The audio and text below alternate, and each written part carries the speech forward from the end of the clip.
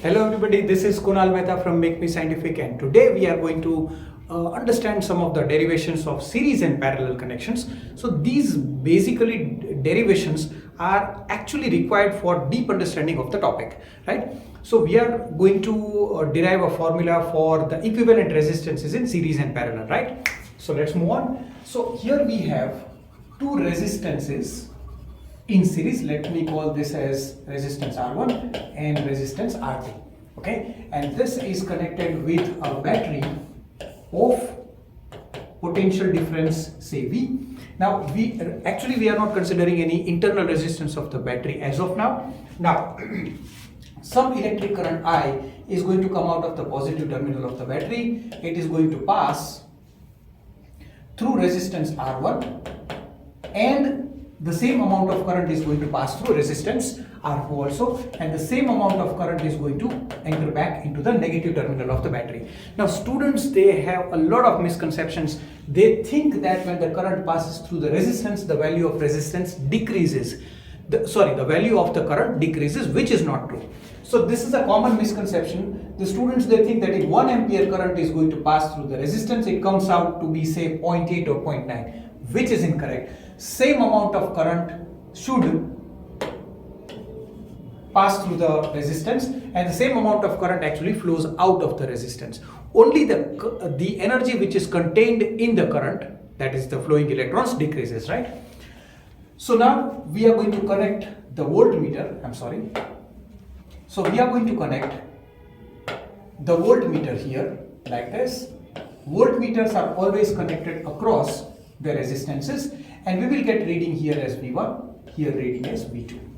Now we are very well aware about the Ohm's law, and the Ohm's law states that the potential difference across two ends of the resistance is equal to the current flowing through it and the resistance. So we can also write down this V1 to be I times R1. In the same way, this V2 is equal to I times R2. The current remaining same in the series connection. Now, what we are going to do next is we are going to draw an equivalent circuit, something like this. And what does it mean? That is what I am going to let you know. So the same potential difference over here, as well as same amount of current flows. The only thing is you are just going to replace these two resistances with a single resistance, and we are going to call that as an equivalent resistance. Everything remains the same. You just think in that terms that the battery doesn't know I have replaced two with one single resistance, right? Now you are again going to fit a voltmeter across the two ends of the resistor. Now always understand, people, that if you fit a voltmeter, suppose this is 6 volts, this is what practically happens. Then this 6 volts is going to be distributed between these two resistances. It might happen that this may get 2 volt and this may get 4 volt, but the sum of these two is always going to be the battery voltage, provided there is no internal resistance in the battery. If there is internal resistance, we will study afterwards, right? So if this is 6 volts, it may happen that this may be 2 volt, this may be 4 volt, or this may be 4 volt, or this may be 2 volt. That you will understand after the derivation gets over, right? So it may happen that this may be 1 volt, this may be 5 volt, or this may be 5 volt, or this may be 1 volt, but the sum of these two is always going to be the battery voltage, right? So here, if there is a single resistance, the entire voltage is going to appear over here. It's just like a father bringing some things for 2 children, then he's not going to give everything to one particular child. He's going to distribute among both the children. In the same way, this 6 volt potential difference is going to be distributed between these two. But if there is a single resistor, the entire potential difference will be appearing over here. So here, if you apply the Ohm's law, then simply V is equal to I, this V is equal to I, the same current passes, times Req.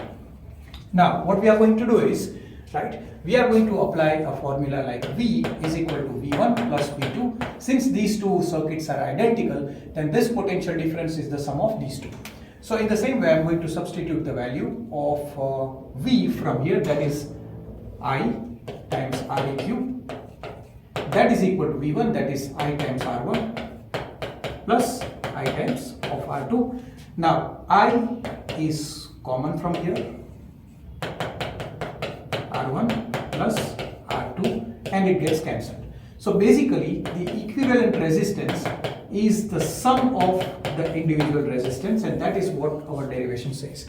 Now very small things about the series connection we should understand through a numerical. Suppose if I give you 6 ohm and 2 ohm resistances connected across 8 volts battery, something like this. Now first of all you need to understand it that you may consider the same battery of 8 volt but connected with an equivalent resistance. Now in series connection the equivalent resistance will be the sum of both, like this. Now the entire, see here the voltages are going to be distributed. So this 8 volt is going to be distributed between these two. That we don't know what is the voltage. But here the entire 8 volts appear here. A father brings some gift, there is only one child. The entire gift goes to the single child, right? In the same way, now I am going to very carefully apply the Ohm's law. V is equal to I times R. Just understand, this V is actually this V, not this one. In this case, these two are the same.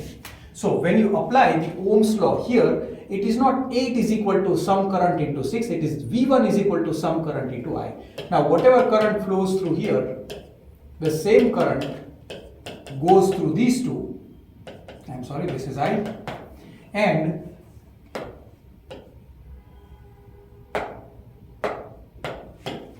the same current comes back in, right? So I should be saying V1 is equal to I times 6, V2 is equal to I times 2, rather than V2 is equal or 8 is equal to I into 2. That would be wrong, right? Now this is 8 and this is 8. These two are 8. So the current as per this is 8 into 8. Again the current turns out to be 1 ampere. So 1 ampere will flow through this one, and these two circuits are identical, just we have substituted this with this one.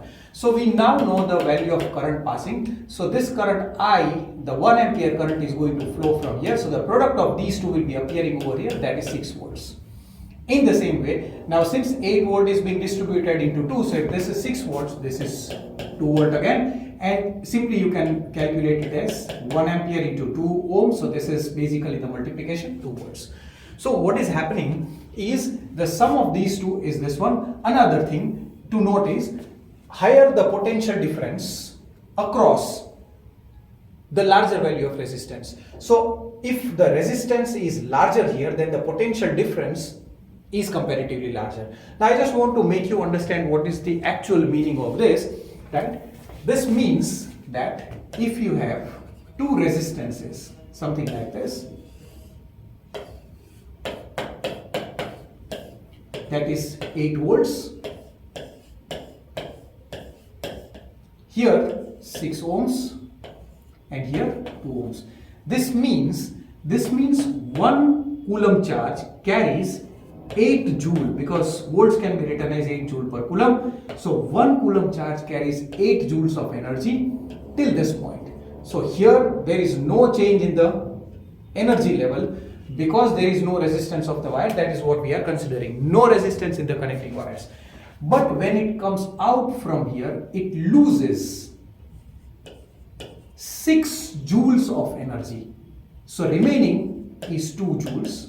1 coulomb charge takes 8 joules from the battery, from here till here. There is no change in the voltage or no loss of energy, because there is no resistance. In crossing this resistance, the number of charges does not change, but the energy carried in them, which was 8 joules, is now reduced to 2 joules, and it loses 6 joules of energy.